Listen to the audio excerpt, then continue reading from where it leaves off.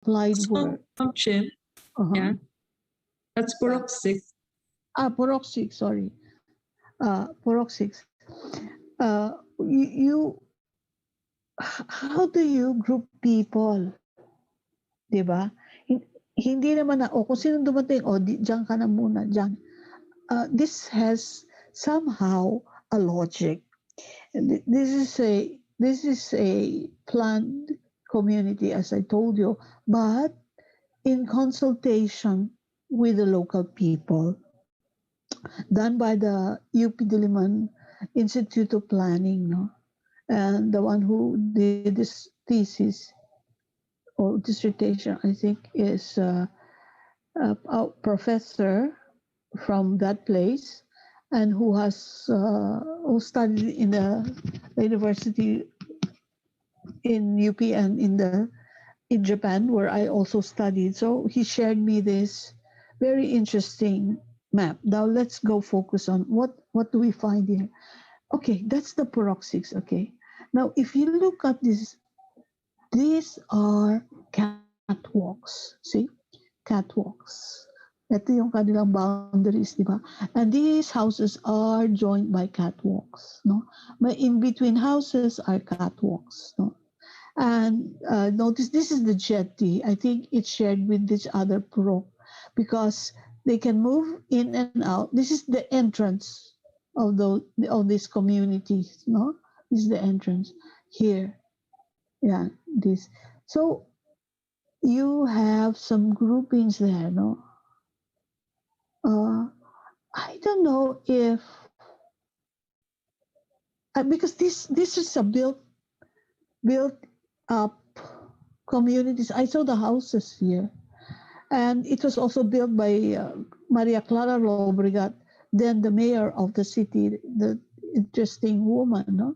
She's mestiza, Kachila, and she's more Kachila than mestiza. Anyway, but this was her project, and you notice, no? These groupings that are the clustering is interesting. This is what Arvi was saying. The images, the photograph, the drawing, the schema can give you something to write about, no? Sino ba itong mga magkakasamang ito? Yan, no? This will give us an idea of the relations of people within a village community. I think Arvi has something to say. Can't hear you. We can ask our participants, anong nakikita nila sa picture? Kasi parang masyadong quiet yung ating mga participants ngayon. Aside from the clustering of houses, Siguro, meron ba silang napapansin? Kasi ako nakita ko na bakit kaya yung kanilang mga boats mas malapit din sa kanilang mga bahay? Hindi nila ginagamit yung jetty, oh.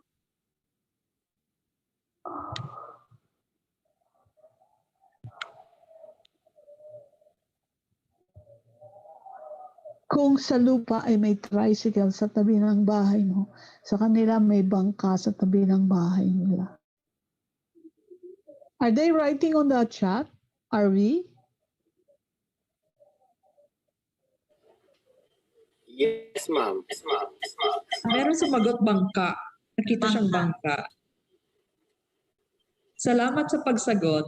Parang yan, ma'am, yung means of transportations. Since nasa waters, nasa dagat ba to o ilog, parang ganun po. Dagat siya, dagat. So, okay. Means of transportation, ma'am, nila going in and out of their barangay. So, kaya andyan siya, malalapit siya. Floating village din po ba ang tawag nila dito? Yes. Yes po.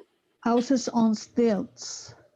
Ito po yung, ma'am, yung sa panahon yan, tinatawag natin mga badyaw po ba sila? Yan, di ba?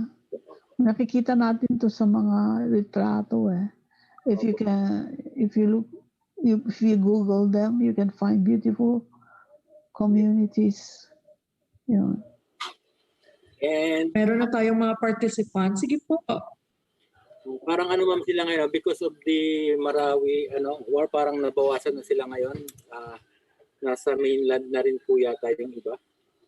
And some of them are now in Daet po, ma'am. May mga badyaw sa Daet? Kung pag-uusapan yung kung legitimate badyaw or what, kasi pag kinakausap namin sila, sabi nila they are badyaw. Yung pero hindi namin sure ma'am kasi pero sila po ma'am, bigla na lang sila nag-exist dito, dumating na gano'n. Kailan sila dumating dyan? Napansin ko ma'am, especially nung nagkaroon nga ng war dyan sa Marawi, nung siege na yon, may mga dumating dito pero hindi nga namin ma-verify kung talagang kasi unang-una ma'am, ngayon lang po ako nagka-idea about ethnography. So, andiyan ba sila? Ma'am, seasonal ma'am, dumarating, umaalis. Kaya nga magandang i-trace kung saan sila pumupunta.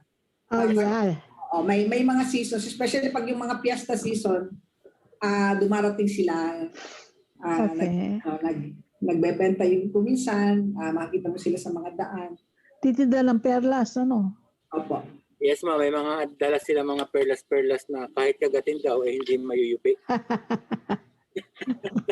Mababasag ang ipin mo, hindi yung perlas. Yung perlas po pa, hindi naman namin ma'am natatry kung totoo talaga. Okay. May mga experience namin dito sa group of community that you showed us. May mga nakarating dito. Pero sabi nga ni Dr. Joe, as to legitimacy kung talagang group of original ba ba sila, hindi ma'am namin na-verify. Kaya ito nga yung sabi naman, magandang pag-aralan talaga po yung itong group of people na ito, na seasonal na dumarating po dito. Good. May network sila meron cellphone, di ba? Meron din po, may mga nag-report po na may mga dumagat din. Okay. May mga dumagat din. Iba-verify nga po namin. After this, isa yun sa mga fieldwork areas na i-assign namin sa participants. I want to share this to you. In Dumaguete, in the 90s, I think mid-90s ito nagpunta ako sa Dumaguete, ang daming badyaw dumagsa. Dito sila nagtayo ng kanilang kubo, kundi naman kubo, siguro tent-like o shed. Sa tapat ng malalaking bahay, alam mo maraming mayayaman sa Dumaguete, yung mga asinderos doon. Kasi maganda yung community, di ba? Malapit sa dagat. Ito yung bahay ng mga mayayaman. Then I tried to interview them. And this is what I found out. There are 3 major families. Anyway, I want to introduce this to you. This is a kinship chart. The male, the female. Okay, and the first generation are brothers. Ito brothers or sister ang relation. Tapos ito yung anak-anak. Ito yung apo nito. So, ito, ilan ang anak niya? Isa yung anak niya na may asawa. Ayun. Tapos, ito rin, meron ding, ito ibang grupo ito na nag-asawa dito. Na kasama nila. Yan. So, anyway, the 6 households were interrelated with each other. So they travel in band. I learned later that they came from Alaska, in Cebu. There's a big settlement of Bajau in Alaska. So just let me clarify this. In the lectures of Jesse and Maria, I think mostly Maria, they say that something like a definite place that they are. Di ba? Meron silang definite place Itong mga Bajau na to, they're seasonally, depending on where to go, move place to place. But there is somehow a main anchorage. Where they go back. When do they go back? During full moon, when there is a wedding, or when there is pagunting.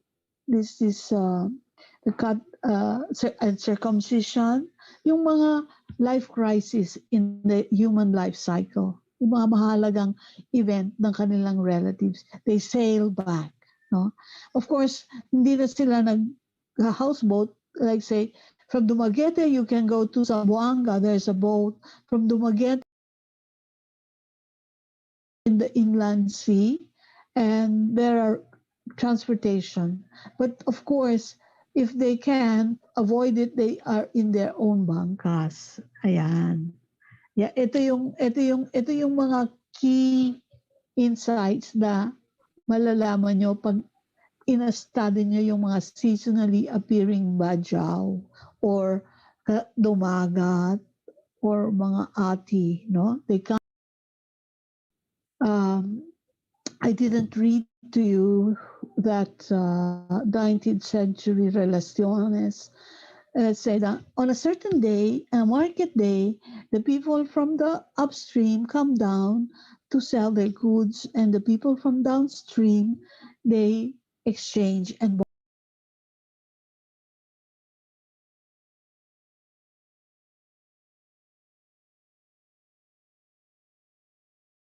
Kasi kami